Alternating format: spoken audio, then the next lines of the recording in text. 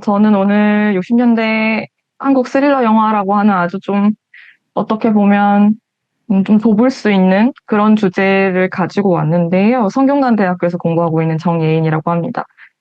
제가 한국학에 대해서 뭐 공부가 부족한 부분도 있고, 그리고 또 하나는 제가 지금 국어국문학과에서 공부를 하고 있는데, 거기서 이제 대중문화에 대해서 좀 더 넓게 광범하게 어떻게 얘기를 해볼 수 있을까 고민을 좀 많이 하고 있는 상황입니다.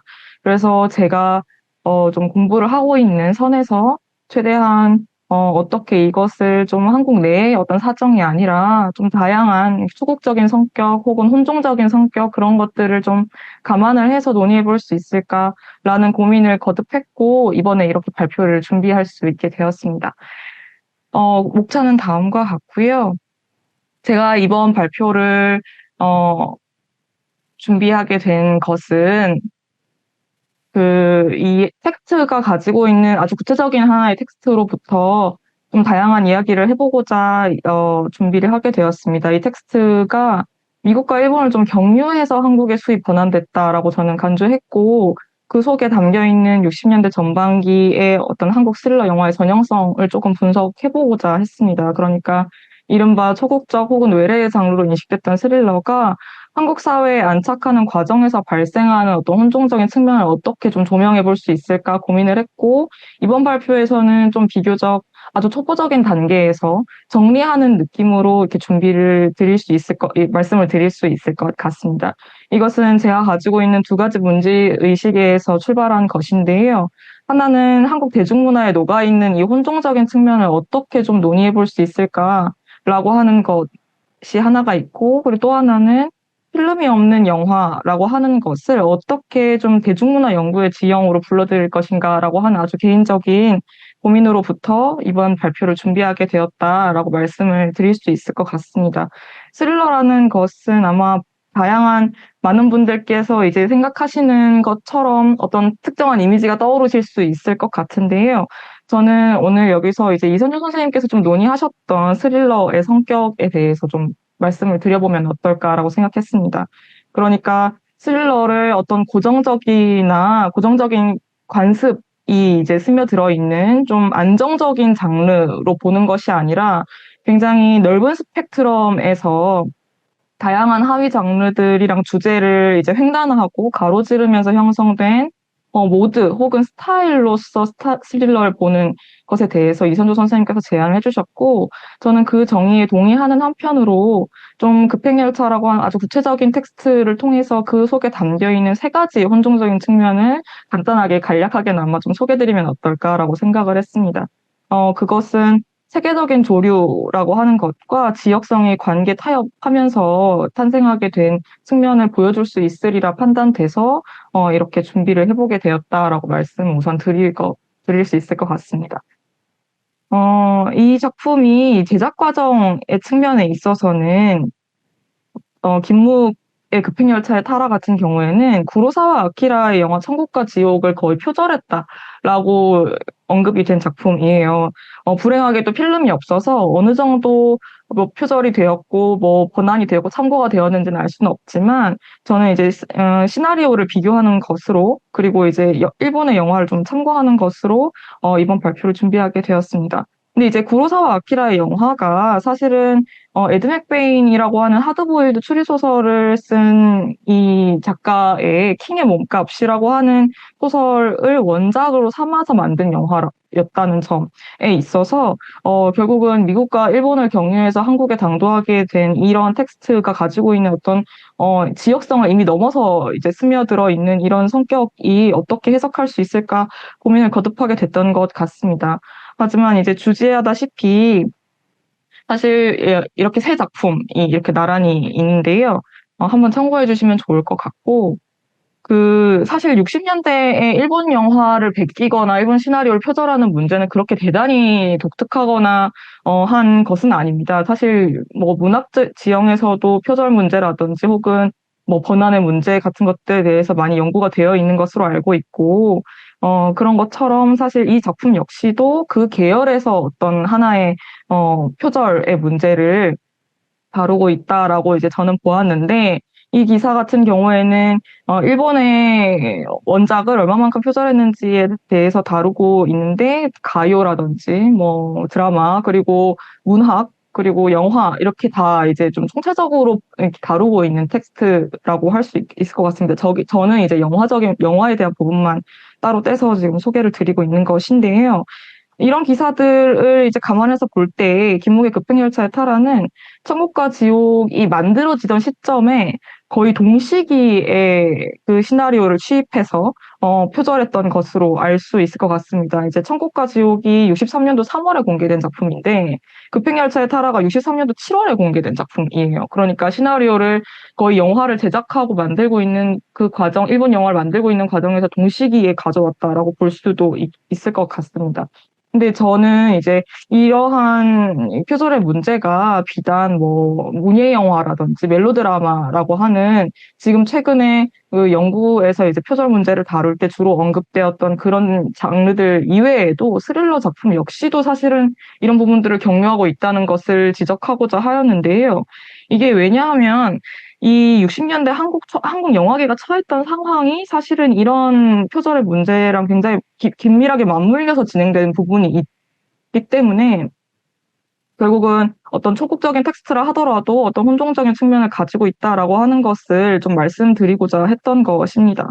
어, 이 구로사와 아키라는 사실 50년대에 이미 그 세계적인 감독으로 정평이 나 있었고, 여기서 이제 아마 많은 분들이 아시겠지만, 다양한 작품들로부터 특히 이제 구주권의 영화제에서 수상을 하면서 그 세계적인 아시아 영화가 어떻게 서구에 진출할 수 있는지 그 가능성을 보여준 사례로 인식된 감독입니다.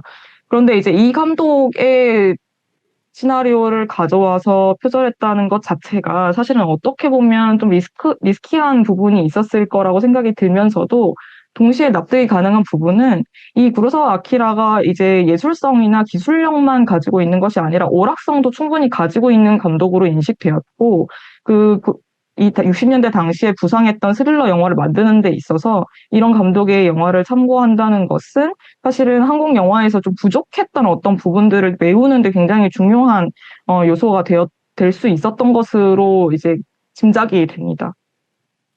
이를테면 60년대 초반 한국 영화계는 첫 번째로는 오리지널 시나리오가 매우 부족했던 상황이었고 두 번째는 이 세계의 영화 기술 같은 것들이 매우 급변하고 있었던 상황이었는데 그 두 가지를 모두 취할 수 있었던 조건으로 사실 스릴러가 독해되었던 경향이 있었습니다. 그러니까 스릴러라고 하는 것이 새로운 서사와 영화미학에 대한 한국 영화계의 관심과 이전에 한국 영화에서 볼 수 없었던 실험적인 시도, 숙련된 영화 기술을 보여줄 수 있는 장르로 인식이 됐었고, 그때 이제 50년대 후반, 60년대 초반에 이제 외화를 선호하던 관객들의 구미에 맞추어서 새로운 영화를 만들려고 할 때 중요한 장르로서 인식되었다라고 하는 것이 어, 어, 그런 것이 있었는데 여기서 문제가 되는 것은 언제나 이제 기술적인 부분이었는데요. 한국 영화계가 좀 고질적으로 앓고 있었던 문제가 늘 약간 느린 템포의 영화만을 만든다라는 점이었습니다.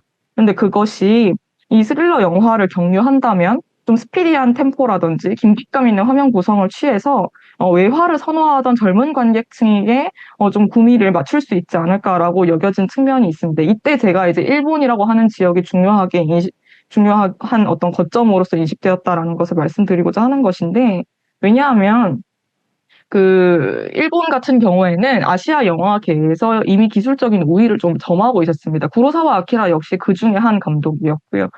그러니까 이러한 일본을 어떤 참고점 삼아서 그로부터 기술적인 것을 취하면서도 동시에 이제 오리지널 시나리오의 어떤 참신성 같은 것들을 가져옴으로써 한국의 어떤 스릴러 영화의 입지를 좀 세우고자 했던 것이 아닌가라는 생각을 하게 됐습니다. 그 중에서 이제 이런 이제 이런 이제 기사들이 많이 등장하게 되었고요. 그리고 이때 이제 중요하게 부상했던 감독진이 아까 제가 말씀드리고자 했던 이 작품, 급행열차의 탈화라고 하는 작품을 감독한 김묵 감독을 포함해서 이만희 감독이나 강범구, 정창화 감독 등과 같이 50년대 후반에서 60년대 초반에 영화계에 진입했던 신진 인력들이 좀 새로운 장르 문법을 잘 소화하고 할 수 있다라고 많이 여겨졌던 것 같습니다. 그런데 이제 이들로부터 무엇을 얻고자 했는가 한다면, 궁극적으로는 새로운 어떤 장르로서의 스릴러, 그리고 새로운 영화 감독들로부터, 해외 영화계에 어떤 진출할 가능성마저도 이제 점치고 있었다라고 하는 것이 좀 흥미로웠던 부분이라고 할 수 있겠는데요. 이러한 이제 스릴러 영화가 좀 대안으로 읽혔던 이 상황 자체에 중요하게 일본이라고 하는 지역을 경유한다는 이 과정에서 어떤 지역적인 어떤 횡단 같은 것들 혹은 그들로부터 취하고자 했던 것들이 혼종적으로 섞일 수밖에 없는 어떤 전제 조건이 있지 않았나라고 이제 생각을 할 수 있게 되었습니다. 그리고 이제 서사에서도 혼종성은 끊임없이 발견이 되는데요. 이 작품 같은 경우에는 기본적인 골조는 이 대부호가 있고 그 부호의 가정에서 어린이 유괴 사건이 발생하면서 벌어지는 사건을 다루는 서사입니다. 이것은 천국과 지옥에서도 그리고 그 원전으로 삼았던 킹의 몸값에도 유사하게 반복되는 줄거리인데 급행열차의 타라 같은 경우에는 천국과 지옥과 굉장히 유사한 플롯을 거의 대부분 가져가고 있다. 라고 생각해 주시면 좋을 것 같습니다. 이 어린이 유괴 사건의 핵심은 이 부호의 아들이 사실은 납치되었던 건 줄 알았는데 알고 보니까 이 부호의 아들이 아니라 이 부호의 운전수로 일하고 있던 운전기사의 아들이 납치되면서 벌어지는 사건을 다루고 있는 작품입니다. 이 서사의 어떤 변화라든지 이런 구조 같은 것들은 여기서 이제 발견하실 수 있을 것 같은데 다 소개를 드릴 수는 없어서 저는 이제 압축적으로 서사에서 가장 무엇이 다른가라는 점을 좀 말씀드리고자 합니다. 일본 영화나 이런 원전과 가장 큰 차이를 보인다라고 하는 점은 특히 이제 여러 가지가 있을 것 같은데요. 범인이 굉장히 다른 이제 위치 혹은 전제 조건을 가지고 있다는 것과 그리고 한국 영화 같은 경우에는 일본 영화에 비해서 액션이 훨씬 강조가 된다는 점, 이런 것들이 좀 차이가 있을 것 같습니다. 저는 그 중에서도 이 남성성의 문제가 가장 큰 차이를 보인다라고 생각을 했는데요. 어떤 지점이냐면, 여기 이제 시나리오의 일부를 제가 좀 차용해 봤습니다.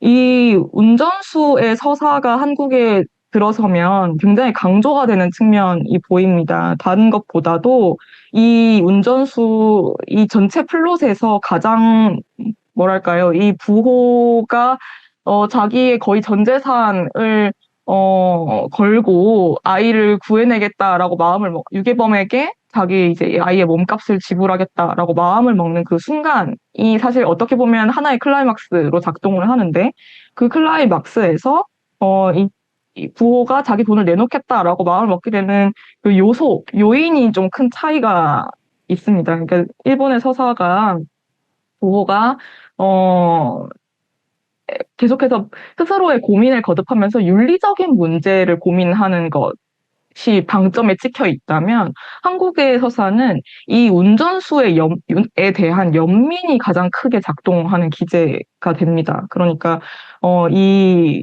여기서 나오는 이 운전수의 자기가 자기 사연을 막 소개하는 이런 장면과 그 부호에게 애원하듯이 얘기하면서 우리 아들을 좀 구해달라라고 애원하는 장면에서 내가 얼마만큼 이 아이를 홀로 어렵게 키웠는지, 내 호래비로서의 어떤 상황이 얼마나 안 좋았는데 그럼에도 불구하고 아들을 잘 키우기 위해서 얼마만큼 노력했는지 이런 것들에 대해서 한참을 이제 나열하는 장면이 보이는데요. 저는 이것이 60년대에 어떤 한국에 유행했던 대중적인 감수성과 맞닿아 있는 부분이었다. 그러니까 그 한국의 대중적인 감수성과 이 스릴러라고 하는 장르 문법을 좀 이렇게 결합하고 절충하는 방식으로 이 안에서 봉합되고 있다라고 생각을 했습니다. 이제 50년대 후반의 멜로드라마가 대부분이 여성 주인공이었다면 60년대 멜로드라마는 이 남성의 위계 질서를 재편하는 방식으로 다시 재구성되는 경향이 보이는데 이때 이제 많이 등장하게 된 것이 남성 최루물이라고 해서 강한 남성 캐릭터가 좀 부재하고 남성이 좌절하는 것으로 멜로드라마가 구성이 되는 이런 텍스트들이 이런 영화들이 많이 등장을 하게 된 경향이 있었습니다. 그런데 이때 이런 과정에서 이 호라비의 어떤 슬픔 혹은 아픔 같은 것들을 강조하는 측면을 계속해서 끊임없이 보임으로써 어떻게 보면 스릴러라고 하는 뭐 액션이라든지 뭐 긴박감 이런 것들이 메인이 되어야 되는 텍스트에서조차도 사실 이런 측면을 강조하는 부분이 드러나 있지 않은가라고 이제 저는 생각을 했던 것이고요. 그런 데에서 계속해서 서사 내부에서 어떤 식으로 당대 대중들의 구미와 이제 이렇게 맞춰가면서 다시 서사를 읽어 나갈 것인가를 고민했던 흔적이 보인다라고 생각을 하게 되었던 것 같습니다. 그리고 사실 수용적인 측면이 언제나 좀 다루기 어려운 부분이 있다라는 생각이 듭니다. 그러니까 이 책을 누가 읽었는지 혹은 이 영화를 누가 봤는지에 대해서 많은 연구자 선생님들께서 연구를 진행하셨지만 좀 쉽지 않은 부분이 있다는 생각이 드는데 이 범죄 스릴러 같은 경우에는 사실 비교적 좀 그런 흔적을 좀 찾을 수 있는데 어떤 힌트를 얻을 수 있는 부분이 있지 않은가라는 생각이 좀 들었던 것 같아요. 우선 60년대에 얼마만큼 스릴러 영화가 인기 있었는지에 대해서 좀 말씀드리고자 하는데, 사실 제가 최종적으로 하고 싶었던 연구라고 한다면, 이 스릴러 영화가 얼마만큼 대중적이고 이런 대중문화에 어떤 정도 위치가 있었는지를 말씀드리기 위해서는 결국은 이 미디어 간의 어떤 경계를 넘으면서 횡단하면서 만들어진 이 대중 사이에 안착되게 된 이 과정을 좀 보는 게 중요하다는 생각이 드는데, 제가 공부가 부족해서 거기까지는 당도하지 못했지만 이런 지점들이 있었다라는 점에 대해서 좀 언급을 드려볼까 합니다. 이런 라디오 드라마에서 방송 출입물이 매우 유행을 했던 것, 그리고 이게 TV 드라마로 이제 연결이 되고, 그리고 65년도에는 007 시리즈가 대유행을 하면서 그 이후에는 또 액션 스릴러들이 이제 붐을 타고, 그리고 60년대 초반부터 더 이전부터 사실 추리소설의 역사는 쭉 있었지만, 식민지기 때부터도 쭉 이어진 역사가 있었지만, 60년대 초반 추리소설 붐이 일본을 경유해서 또 붐을 타고 이런 경향들이 보이는 한편으로, 50년대 전후에 한국 영화계에 많이 유입되었던 할리우드 필름 너와라든지 프랑스 범죄 영화, 뭐 이런 장르들, 특히 알프레드 히치콕의 영향을 매우 컸고요. 이런 작품들이 유입이 됐던 경향성 같은 것들을 볼때 결국은 제가 말씀드린 이 김무의 텍스트 같은 것들도 만들어질 수 있었던 제반 여건이 되지 않았나라는 생각이 듭니다. 얼마만큼 이제 붐이 일었는지에 대해서 이 도표를 참고해 주시면 좋을 것 같은데, 이영일 영화평론가가 60년대 한국의 영화의 주요 작품 형식을 이제 붐을 형성했던 순서대로 쭉 나열을 한 부분이 있어요. 정확한 수치에 대해서는 밝히지 않고 있지만, 그 중에서 스릴러 액션 영화가 상당히 높은 순위를 차지하고 있다는 점도 얼마만큼 대중적으로 인기를 구가했는지 알 수 있는 지점이 된다라는 것인데요. 흥미로운 것은 이 스릴러 영화 같은 경우에는 다른 여타의 영화도 물론 마찬가지이겠지만 특히 이제 대중적으로 인기를 구가할수록 이 현실적인 차원에서 비판을 좀 많이 받았던 측면이 있습니다. 그러니까 비판이라고 해야 될지 화제가 많이 되었었는데, 왜 그러냐면 이 영화 같은 경우에는 청소년 및 젊은 관객이 자주 향유하는 특성을 가지고 있다라고 당대에 독해가 많이 됐었는데, 그때 이 영화들을 모방해서 모방 범죄가 많이 일어난다라고 하는 담론이 형성되기도 했었습니다.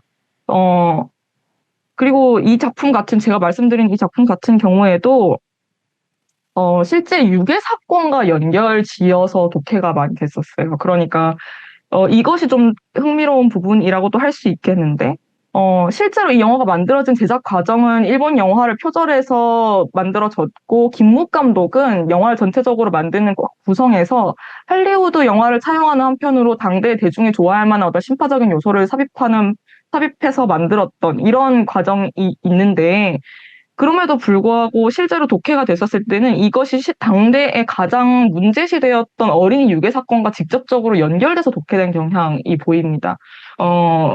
조두영 군의 유괴 사건을 이렇게 모델로 했다. 이런 이야기도 하고요.